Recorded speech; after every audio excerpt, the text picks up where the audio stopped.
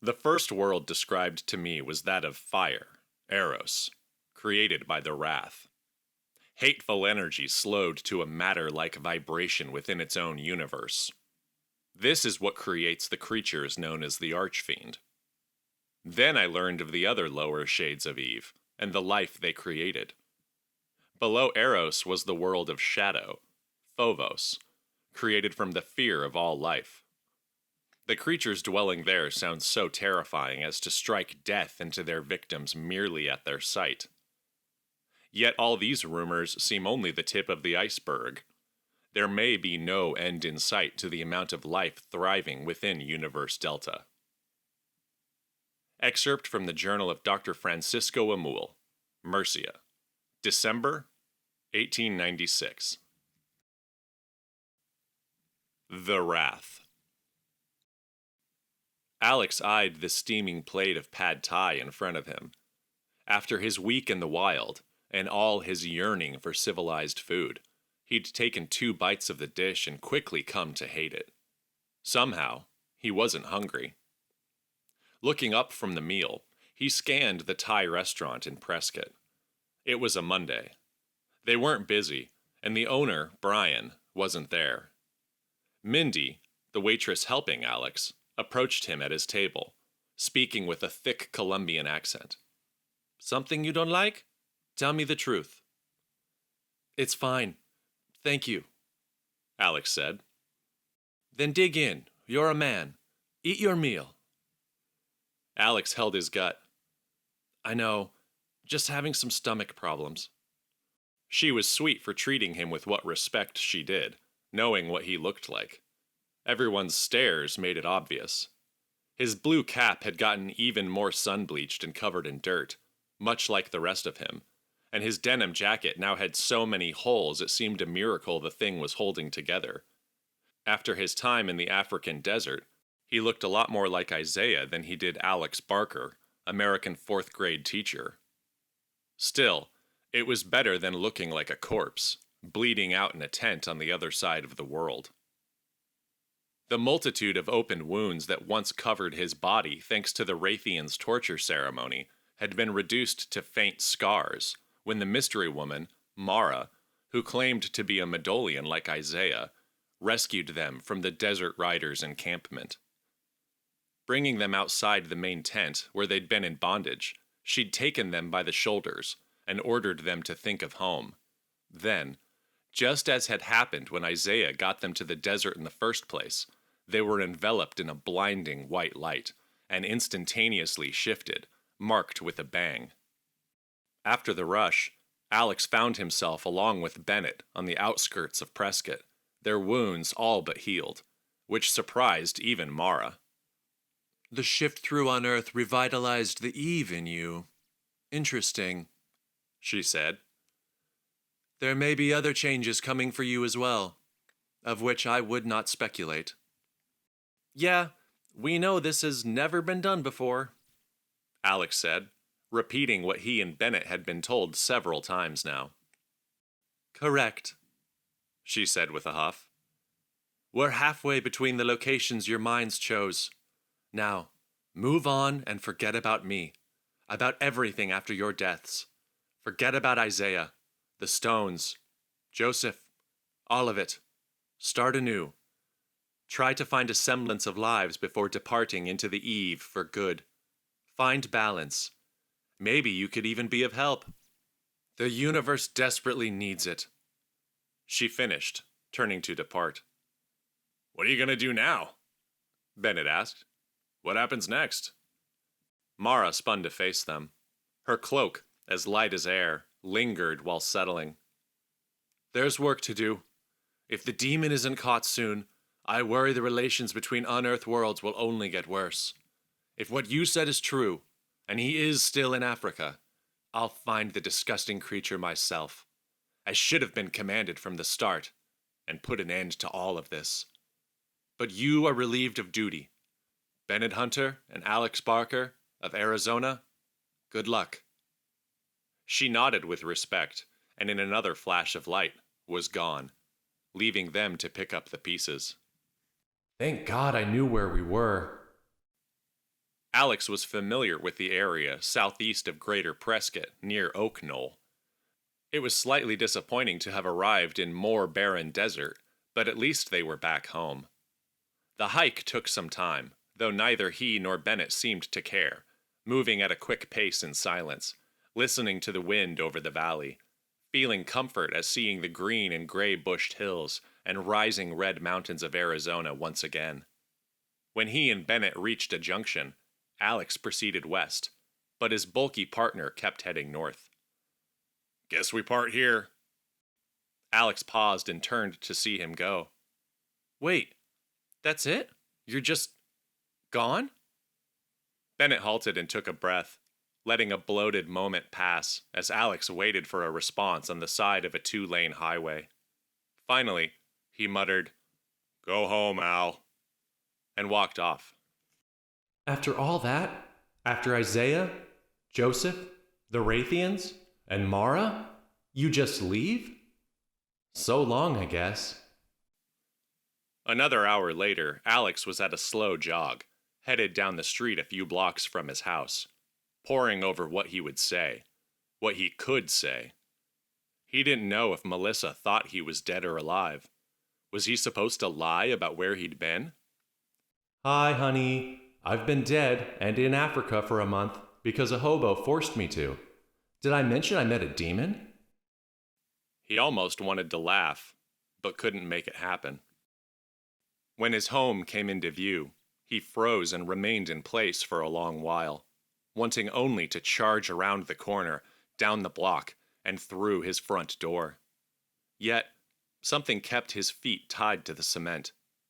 When a car turned onto the street from the next block, he ducked away, ashamed of what he must look like. I'd probably call the cops on me, looking like this. The headlights swung across his back and passed. It was a sedan far nicer than any he'd ever seen in the neighborhood before. Alex eyed it stealthily over his shoulder as the vehicle rolled down the street and into his own driveway. A horrible new thought then went through his head. Oh no, what if she moved?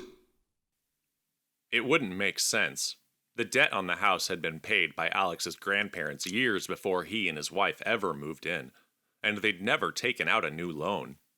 Though even with Alex and Melissa employed full-time, money had always been an issue. Plus, life insurance had never been part of the equation. Alex barely had a will, with little to enter into it. What if she couldn't stand to stay in the house? What if she left? How am I going to find her now? The doors to the car opened, and a man stepped out of the driver's side. Tall, with a shallow blonde beard, wearing a clean-cut sport coat and gold tie. Maybe he can help me find her. Alex started toward the house, freezing in place when he saw a familiar mane of vivid auburn hair rise into view. Melissa stepped out of the car, nearly stopping his heart, and turned to face the bearded man. There she was, dimples and all. Alex's love. Her hair was longer, messier, and she looked tired. One guess whose fault that is. Opening the rear door, she leaned inside, and he felt nearly all his worry wash away like dirt in the gutter. Seeing her reminded him she would believe anything he told her, and only be thankful he was alive. She would take him in her arms and kiss him as hard and as lovingly as ever. His feet started again, slow, growing to a jog, then a run. He was almost home when Melissa leaned out of the rear of the car holding a baby girl.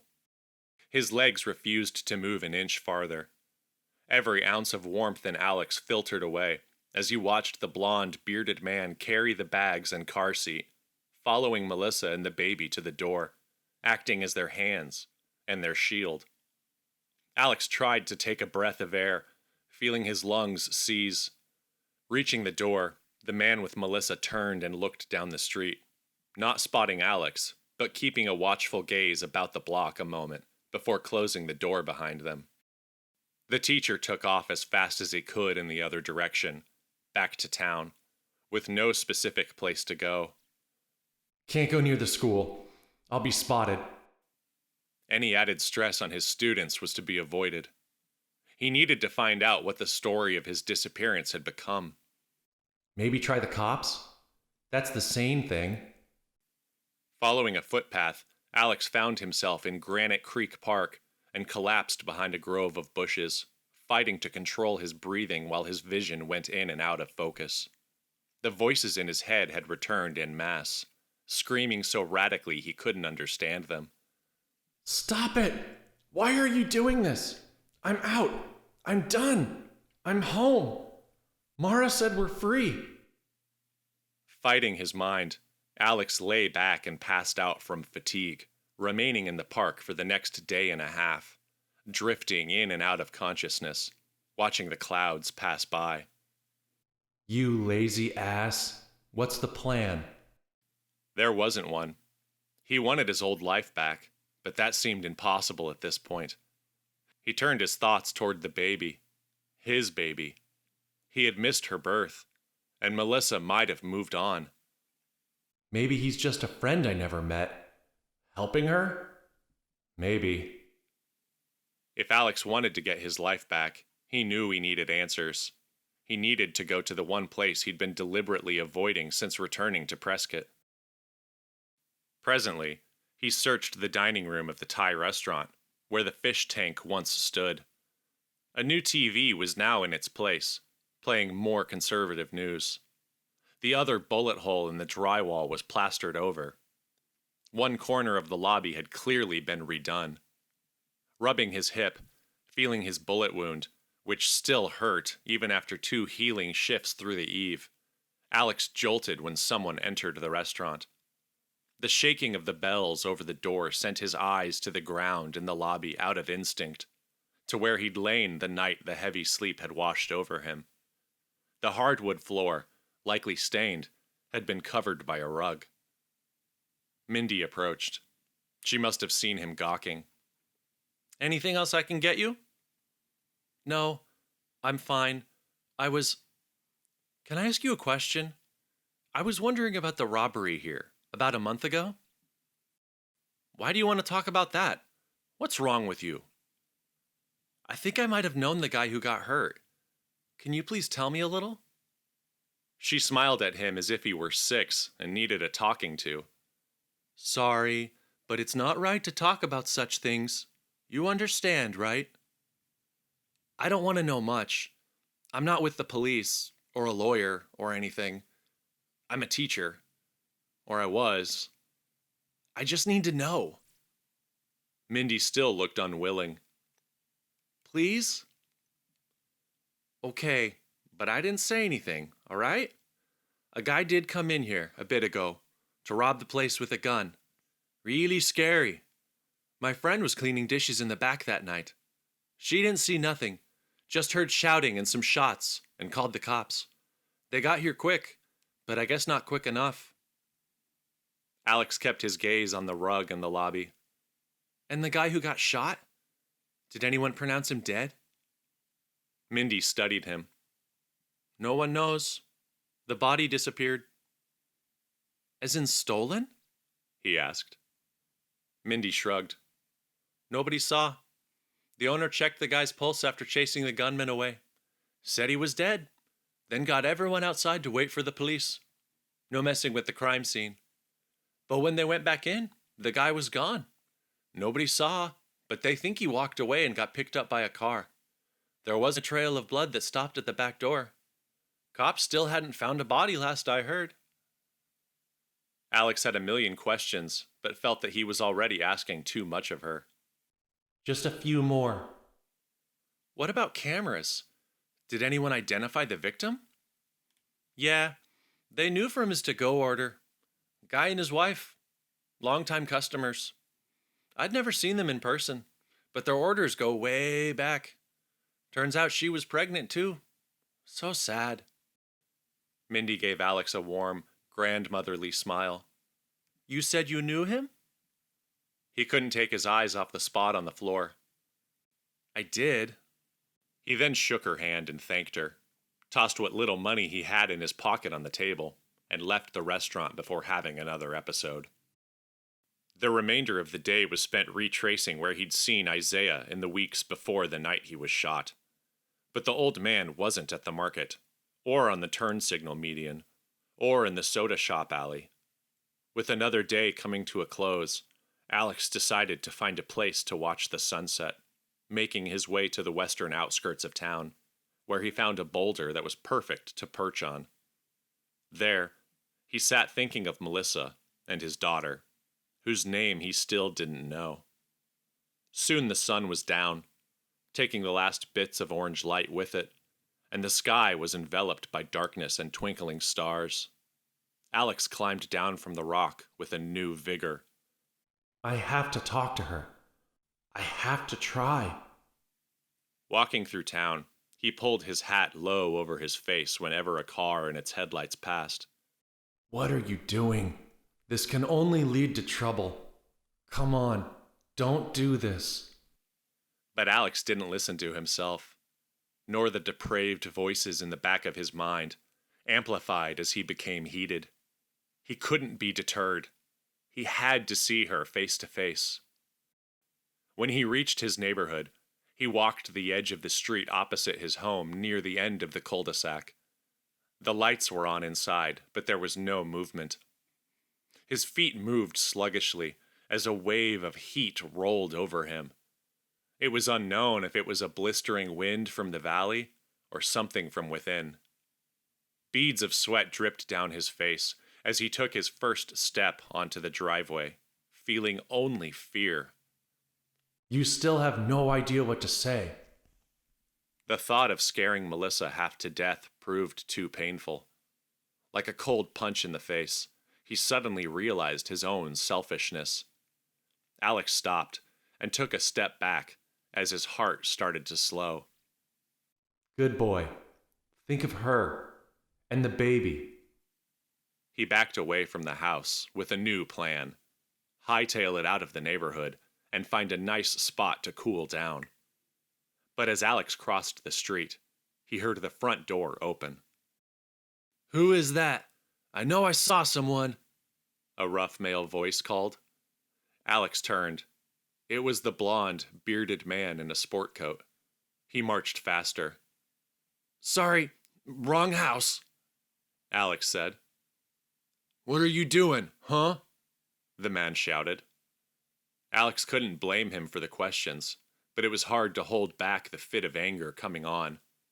Just passing by, he said. We're on a closed-off block. That dog don't hunt. I got lost. Don't worry about it, Alex said, trying to mask his voice. Turn around, the man demanded. What for? So I can see your hands ain't full of mine or anybody else's shit. The bearded blonde stomped closer, pumping up his energy. Alex spun, shielding his face with his hat, holding out empty hands. Satisfied? Didn't I see you here before? Nah, must have been someone else, Alex said. Leave me alone. Look, folks in this part of town don't have much. They're good people. Move along. You don't understand. I'm not here to steal. Yeah? You got a job? None of your business. Do you even live here? Alex asked. Do I? What kind of question is that? The bearded man stared with a new kind of suspicion.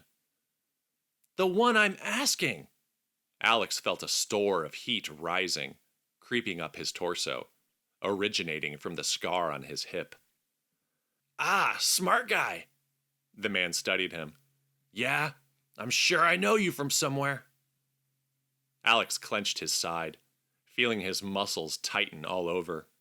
The voices suddenly screamed in unison. The baby! They cried. The baby! What about the baby?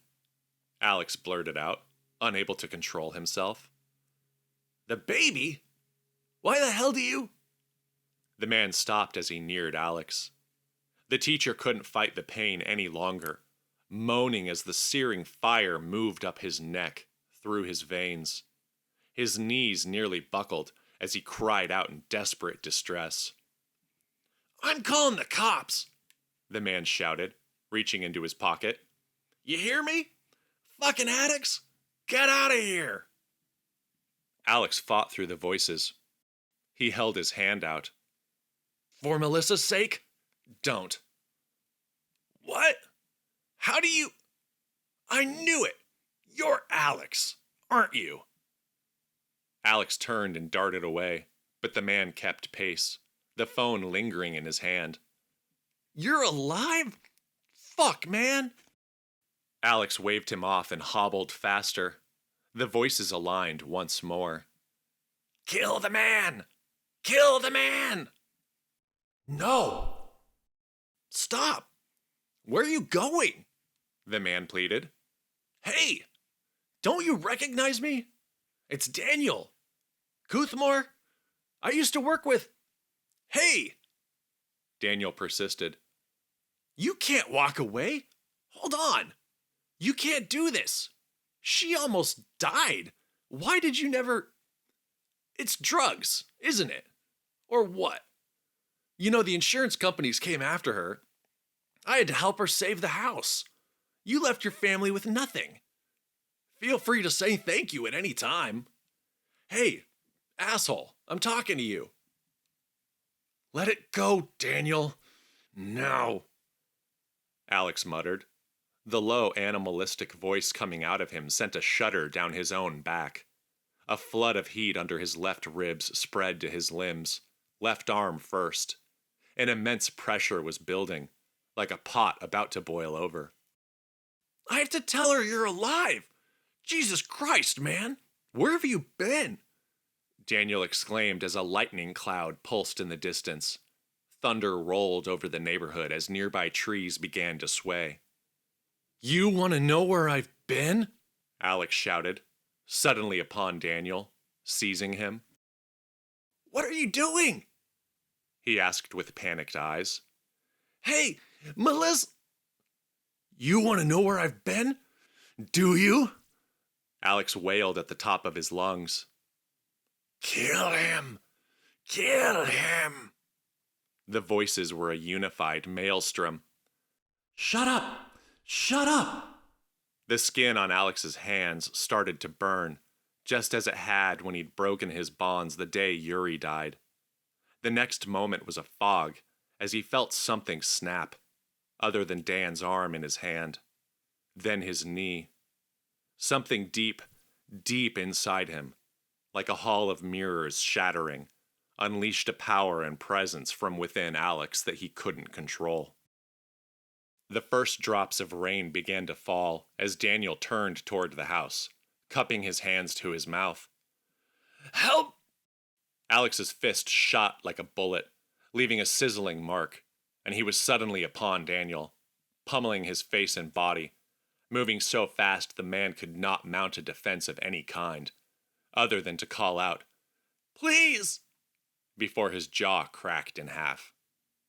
The teacher's muscles pulsed and flexed and grew before his eyes, releasing more strength than he had ever known, as red and blue veins rose like ships from the depths over his skin.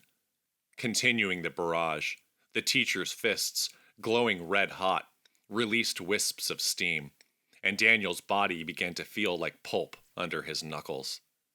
Alex gritted his teeth and looked upon him with utter rage and malice, continuing with no sense of honor or remorse or judgment, roaring until Daniel collapsed, now a steaming mess. Alex grabbed the beaten man by the head, ready to thrash his neck until it snapped, when his eyes caught a shadow in the window. It's her. His senses came rushing back. Even silhouetted in the darkness, her eyes were as clear as the moon above. She had seen everything, with the phone to her ear, the other hand touching the glass, reaching for Daniel, not himself, cursing as loudly as she could. Alex looked down at the man he'd beaten. Bubbles from his weak breath popped and the blood pooled on his face. Alex released his grip, stumbling backward. No, I didn't. I'm sorry. He was dumbfounded, with no idea how to proceed. Melissa's curses continued, jarring his mind and instincts. She can't know it was me. The voices called for Alex to finish Daniel, claiming it was the most humane option. Finish it. Kill him. I won't. He winced, holding his side as a heavy rain began to fall, and bolted into the dark wilderness behind his house, his senses racing. His leg and arm muscles felt seared. He grew desperate for relief as he raced down the hill into darkness. A bolt of lightning staggered across the sky as Alex roared, grabbing his aching head, casting his blue cap aside. She can't know. She can never know. Pitching down the hill into the underbrush, he fought through a patch of trees into a clearing, where he fell to his knees and thrashed about on the wet ground. A searing pain like a tattoo artist with a rusty needle and a grudge was crawling across his chest. What is happening to me? Isaiah! Mara! Please! Another bolt of lightning swept by, releasing a deafening, blinding streak. The fabric of his shirt began to smoke and burn away like a newspaper over a flame. Alex gripped the loose material and ripped it off to find his chest beet red, smoking and pulsing. Then the mark began to appear. Thin red markings burned their way into him, starting at his shoulders, sizzling down like an invisible brand creeping along his skin, wrapping scars around one another, lifting and bonding newly wrecked flesh. The lines flowed across his chest and out to his body, popping vessels filled with boiling blood, leading to his hands, glowing with a tremendous heat as sparks of flame caught in bursts around his fingertips. He shoved his hands forward, keeping them as far away as possible. The agony seemed to last a lifetime, but eventually the pain slowed, and the scarring subsided. Shuddering, he felt the skin on his chest, now like tanned leather, and tilted his head to view the insignia burned into it. From shoulder to shoulder, down to his sternum, the lines formed something resembling a twisted, horned bull's head, releasing streams of smoke as rain poured on it from above. His fingertips were like red-hot embers of coal, as the bones in his hands cracked, rattled, and hissed, but no longer searing with pain. Laying his knuckles on the ground, Alex let his chin sink into his chest, listening to bits of leaf, twig, and wood burn, and silently wept.